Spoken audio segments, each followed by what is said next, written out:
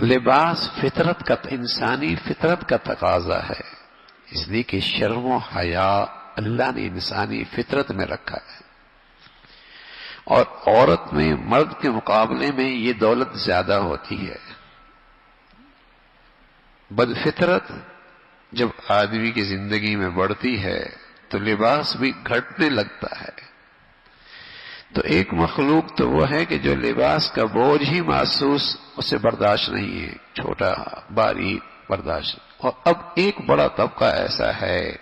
بدقسمتی سے مغربی نظام تعلیم اور اس ماحول کا اثر ہے، اور مغربی ذرائع ابلاغ سے مستقل رابطہ اور تعلق اور اس سے انسیت ہے کہ ان کے ہاں بھی لباس ایک مصیبت بننے لگ گئی۔ پہلے مشرقی بچیاں ایسا لباس نہیں پہنتی تھی، اور مشرقی گھروں میں ایسا لباس نہیں پہنا جاتا تھا، لیکن آہستہ آہستہ جس ماحولوں میں وہ بچیاں جاتی ہیں اور جو گھر مختلف اسکرینوں پر ان کے زندگیوں میں چیزیں دکھائی جاتی ہیں اور مسلسل وہ اس قسم کی چیزیں دیکھتی رہتی ہیں،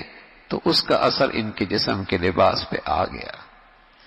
اب بس اوقات مشرقی اور مغربی بچیوں کے لباس میں فرق ختم ہو گیا،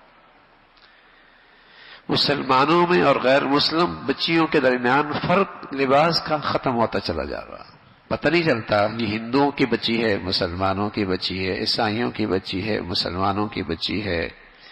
اس نظام تعلیم اور اس ماحول کا یہ اثر ہے جو بچپن میں اس بچی کی زندگی میں آتا ہے، اور پھر وہ جو چیزیں دیکھتی رہتی ہے، ظاہر ہے نیٹ پہ بیٹھی ہے،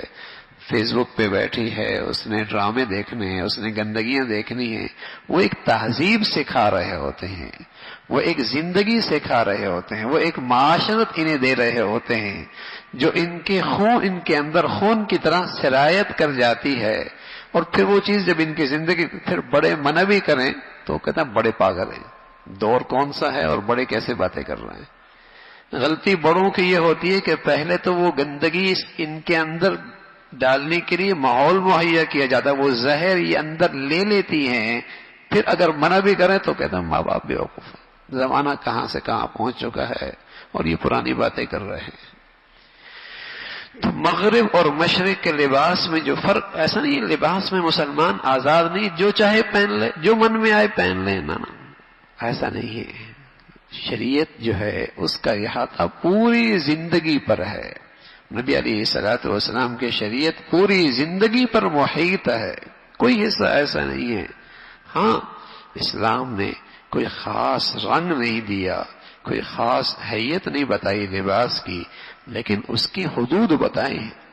اس کے حدود بتائے ہیں کہ یہ حد ہونی چاہیے، اس سے حد آگے یہ لباس نہیں ہوگا، یہ آگے لباس نہیں ہوگا۔ اللہ کے نبی صلی اللہ علیہ وسلم نے مختلف رنگوں کے لباس پہنے ہیں، ٹھیک ہے مردوں کے لیے سفید لباس کو پسند فرمایا، لیکن آپ نے مختلف کلر کے لباس پہنے ہیں، اور آپ علیہ الصلوۃ والسلام نے سستے اور مہنگے لباس بھی آپ نے استعمال فرمائے ہیں، لیکن کچھ حدود اور کچھ شرائط بتا دی ہے کہ یہ چیزیں لباس میں نہیں ہونی چاہیے، اور اگر یہ چیزیں ہو گئیں تو وہ لباس نہیں رہے گا۔ تو یہاں بھی اس حدیث کے اندر بھی رسول اللہ صلی اللہ علیہ وسلم نے عورتوں کو ایسا کپڑا پہننا جائز نہیں بتایا کہ ایسا کپڑا جائز نہیں ہے جس سے جسم نظر آئے۔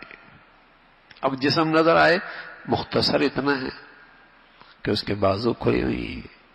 اس کا گردن کھلی ہوئی ہے، اس کا سینہ نظر آ رہا ہے، یا اتنا چست ہے کہ جسم کی ساری جینز پہنی ہوئی ہے اور یہ عام ہوتا چلا جا رہا، اس کی ساری حیت نظر آ رہی ہے،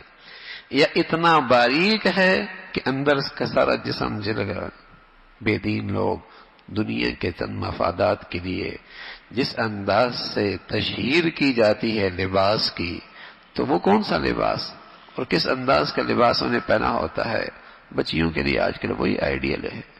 اور وہی نمونہ ہے، اور ویسے ہی لباس پہننے کی کوشش ہوتی ہے۔ ایسا لباس بیچنا بھی گناہ، سینا بھی گناہ اور پہننا بھی گناہ، کہ ایسا باریک لباس اگر بنایا ہے تو وہ اس کی آمدنی خطرے میں، اس کی آمدنی مشکوک، اس کی آمدنی مشکوک ہو جائے گی۔ تو یہ بے لباسی آہستہ آہستہ مشرقی ماحول کے اندر بھی اور مسلمانوں کے ماحول کے اندر بھی بڑھتی چلی جا رہی ہے۔ رسول اللہ صلی اللہ علیہ وسلم نے یہاں تلقین فرمائی ہے کہ ایسا لباس نہ پہنا جائے جس سے جسم نظر آتا ہو۔